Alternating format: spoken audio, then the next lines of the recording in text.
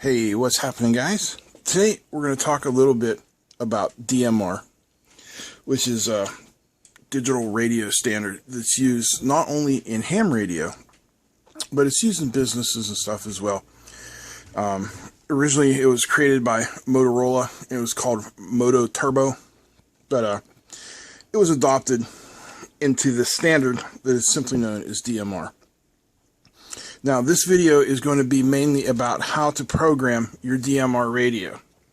So if you know about DMR already and you're only interested in how to program your radio, simply skip ahead to the time on this card and we'll pick up there. But for those of you who want to learn a little bit about DMR radio, watch this first part. And if you're not interested in radio at all, that's cool. You don't have to watch the video. Got lots of videos on lots of different subjects.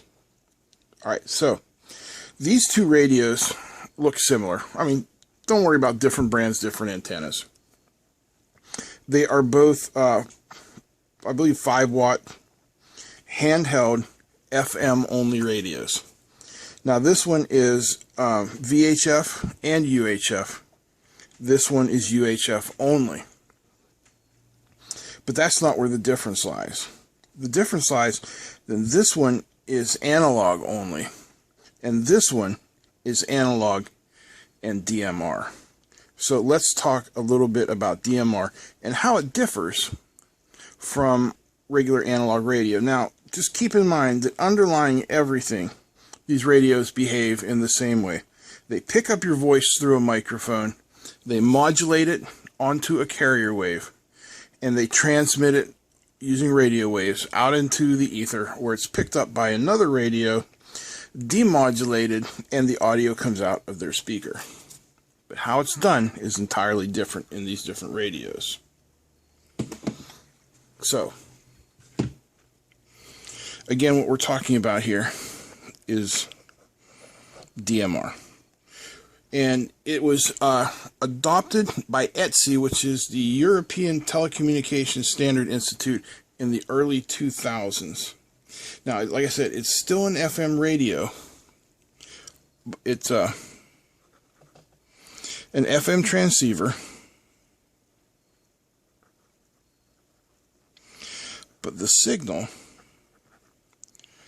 is digitally encoded. Now, it is encoded, it is not encrypted. For ham use, encryption is illegal. Encryption means that the signal, the information, has somehow been made unintelligible to you unless you have a secret code. Encoded, on the other hand, simply means that the signal, the information, has been put in such a way that you need a piece of similar equipment to decode it. It's not encrypted, it's simply encoded, okay? If you remember, I said that these two radios both behave in basically the same way, and they can both transmit and receive on the same UHF frequencies. And if I transmitted a DMR encoded signal and listened to it on this radio, all you would hear is noise, because this radio cannot decode, decode, that's right, the DMR signal. So let's talk a little bit about what's called simplex and duplex. Now let's go to the analog radio. They both analog and the digital do them both, so we'll put digital over here. So analog doing simplex means radio A is tuned to frequency, say, 165.250, and radio B is also tuned to 165.250. When radio A transmits, radio B will hear him. Of course, anybody else who is tuned to that frequency will also hear him. But that's basically how simplex works. And then radio B transmits back on the same frequency. In duplex transmission, Radio A transmits on, say, 165.250, but receives on 165.750. Now, there are specific rules in place as to what the frequencies are. We're not going to get into that. It's that simple. Radio B transmits on 165.250 and receives on 165.750. And what are they transmitting and receiving to? Well, they're transmitting and receiving to what's called a repeater, which listens on the handheld radio's transmit frequency and transmits on their receive frequency. Kind of like doing serial communications for your Arduino. You just kind of reverse them. Now, the way digital is different, I mean, it still does all this, but what digital adds is something called talk groups. It also has zones, and we're going to get into all that when we get into the programming. But say we have 5 talk groups on our repeater. 1, 2, 3, 4, 5. Now, if you are a member of talk group 1, your radio A, then all the traffic that come into talk group 1 you'll hear. But let's say radio B is only a member of talk group 3 and 4, and radio A is a member of talk group 1 and 4.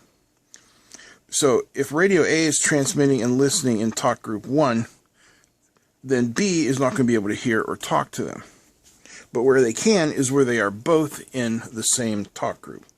Think of talk groups as rooms, like in the old AOL days where they had chat rooms. Think of it like that.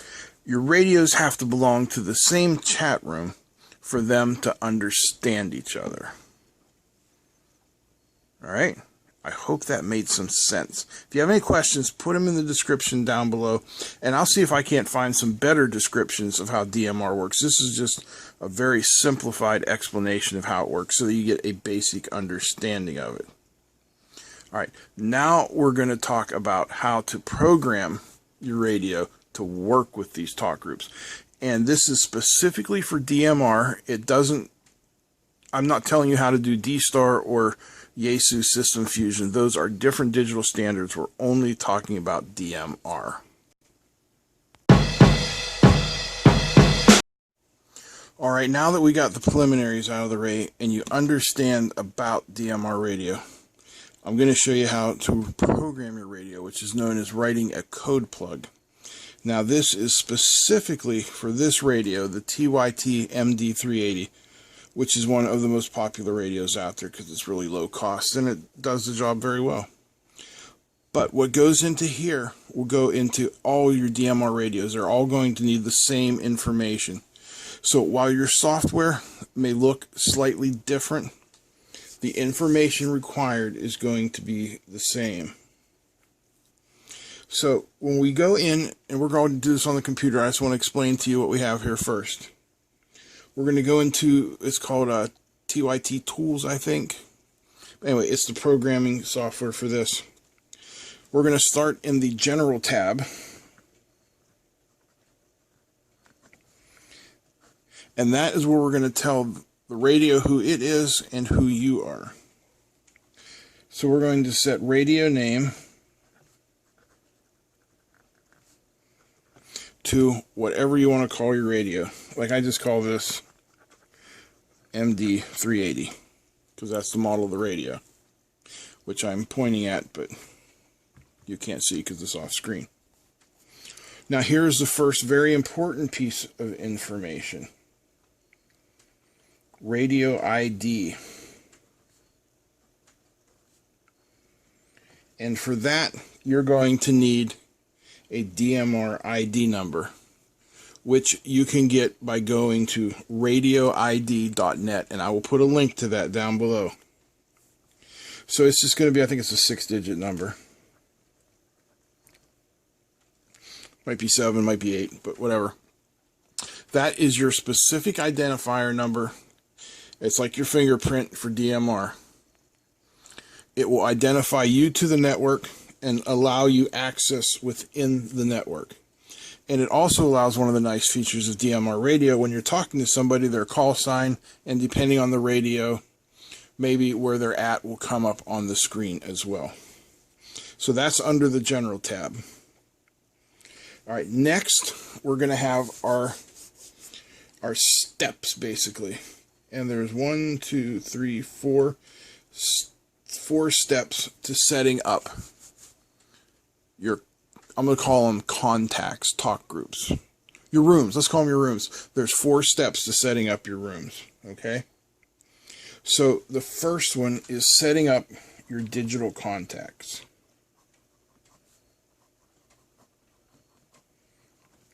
Now, depending on which network you decide to play around in, I'm using Brandmeister. There's a couple other ones. They're going to have the talk groups, the rooms that I told you about. So you can find a list of them by going to the network's website. We're going to set up 5. You can have thousands. Really, in your phone, you can have thousands of talk groups. But it'd take you a while to tune through them. So, and don't worry, there's ways to sort it all out. But keep this simple. We're just going to set up 5. And the information that you're going to need to have is the number of the digital contact, the name, what type it is, that's a T, whether it's a private call or a general call. You're going to need the ID, and that's your second star thing, and whether or not you want a call tone. Okay? So, we're going to have digital contact number 1 is going to be TAC 310. It's one of the most popular groups out there. Yes, I know you're not supposed to use it as a call group anymore, but I'm using it as an example. Okay? TAC 310 is a name, but you don't have to call it that. You can call it whatever you want. Then the type is a group call. And the ID, this is its specific room number, is 310. And I just put no, I don't ever want any receiving tones. So here's your 2 pieces of key information. Who are you? Who are you talking to? Radio ID is you. ID is the room number. So that's our first contact. Contact number 2 is the Ohio statewide net talk group. It is also a group, and its ID number is 3139, no tone. Number 3, for my friends down south, is Florida statewide. A group, 3112, no tone. And then number 4 is North America. It is a group, 3100, no tone. See how easy this is to set up? Now finally, number 5 is something special. It's called Parrot, and it just simply allows you to test whether your radio is reaching the network. So in this case, it is private, 9990, and no tone. All right, so that is part 1, our digital contacts. Part 2 is our group list. Now, the way this works is you can have different contacts in different groups. So you could have a group called, say, Worldwide, National, Statewide, and say Local. All right, so there's 4 groups. Now you can put only the different rooms that you want in each of those groups. Now we're only setting this up with one group, so I just called it Group 1. And what you have are available and members. So since we're just starting, all of these digital contacts will be available, and we're just going to move them over to members. Boom. That's number 2. Number 3 is our scan list. And it works exactly the same. Available and members. Say you want to scan your favorite groups, say TAC 310, Florida, and North America. Well, you add them to your scan list and it'll constantly scan through them. Your scan list can be the same as your group list. Your scan list can be different from your group list. Doesn't matter. And then finally, we have our zones.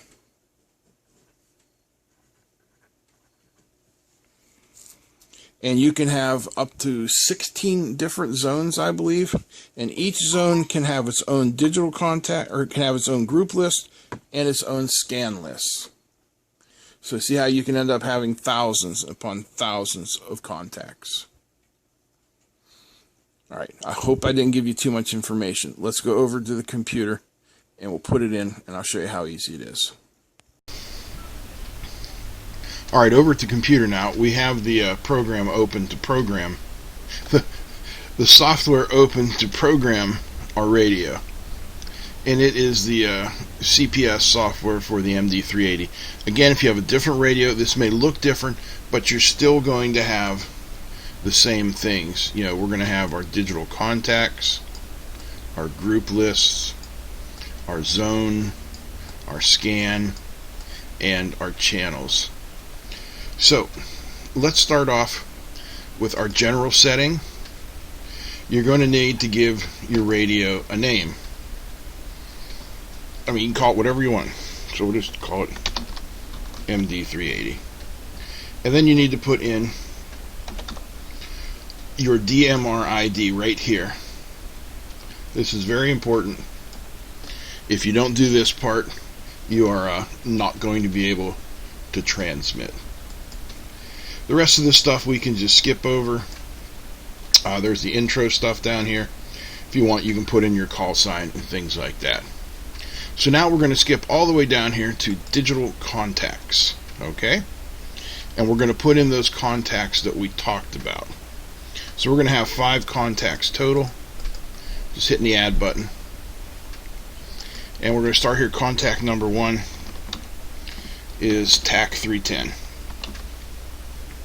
It is a group call, and its call ID is the talk group number, in this case 310. Next we have the Ohio statewide, also a group call, talk group number 3139. Next we'll do Florida, in case you want to call an alligator, and that's group 3112. Then we'll do North America, and that is group 3100. And finally we'll do parrot, which is how you can test that your radio is working. It simply plays back what's going on with you. Now in this case, this is a private call, and it is group 9990. There we go. So we set up our digital contacts. No, I don't. Next we will do our group list. Again, we're going to have one group. It's called group list 1. I mean, you can call it whatever you want.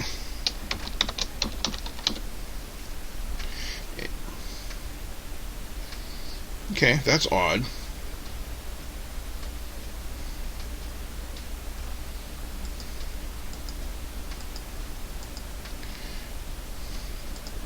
We just add our groups in.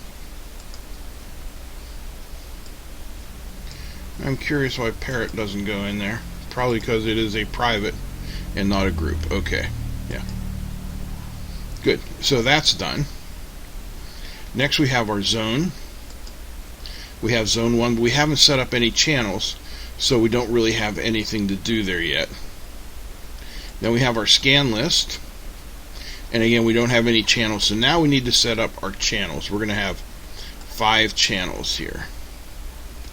So we'll add 1.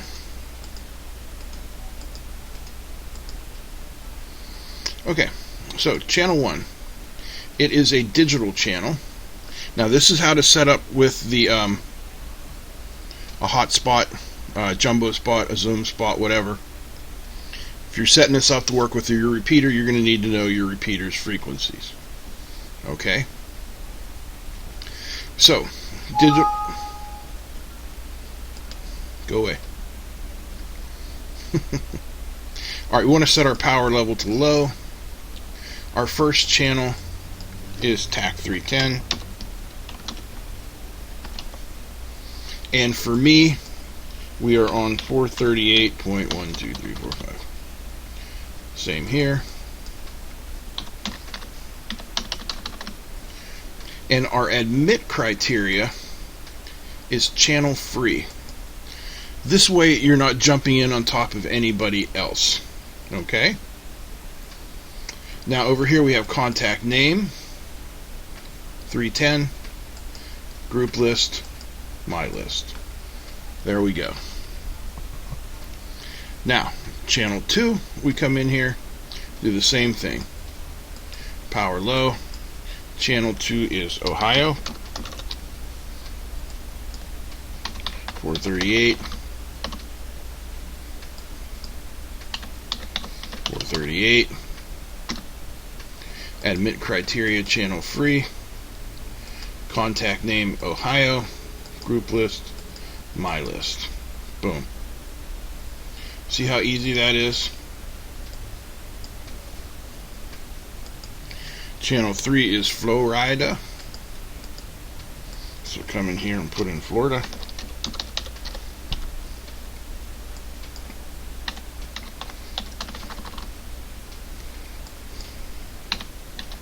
Whoops. Make sure you're using a frequency that's free in your area.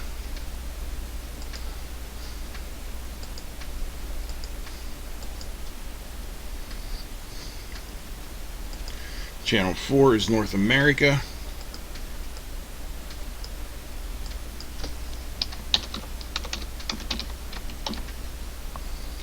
Our frequency.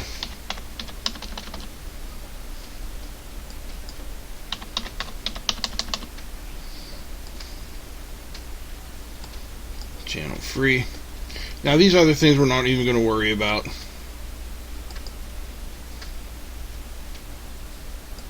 America, group list, my list.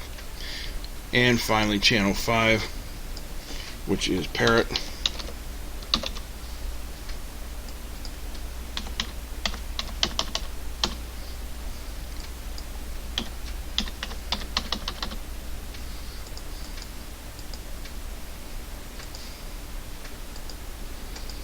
We'll put it in our group list. Boom. All those are done. You can now see over here in our channel information, they've all been added. So now if we come back to our group list, we have everything in our group. Our zone, we're only having one zone. So now we simply need to add all these to our zone. That's done.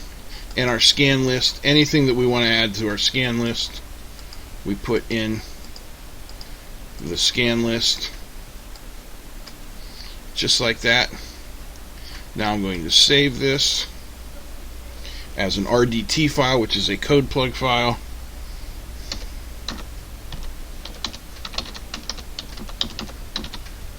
Just like that.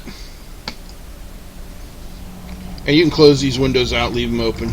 It really doesn't matter, because now, oh, why didn't that go through? There we go. We should be good now. Resave it, and we'll check our contacts one more time. Yep, all good.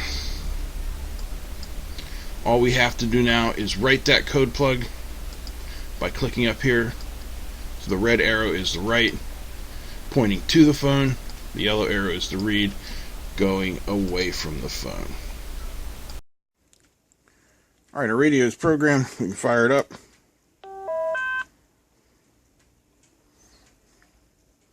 And you can see there we are at TAC 310. I'm going to go ahead and put this on Parrot.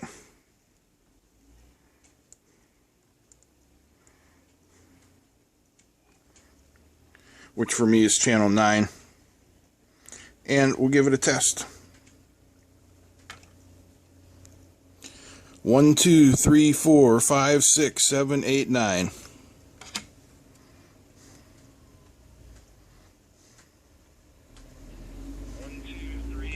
Five, 6, 7, 8, 9. So when you get that, you know that everything is working. You are contacting your jumbo spot, zoom spot, whatever you want to call it, and you're getting through on the DMR network. And that's really how easy it is to program one of these. There's nothing to it. You just have to make sure that you fill out your digital contacts, your channels, your zones. Boom. Put all the information in all the boxes, and I guarantee you everything will work. Hope you guys enjoyed this. Hopefully it helped you out with getting started in DMR radio. If it did, give me a thumbs up. Feel free to comment and share, and don't forget to subscribe. Big thanks to all the patrons. Big thanks you guys for watching. That's it. I'm out. Peace.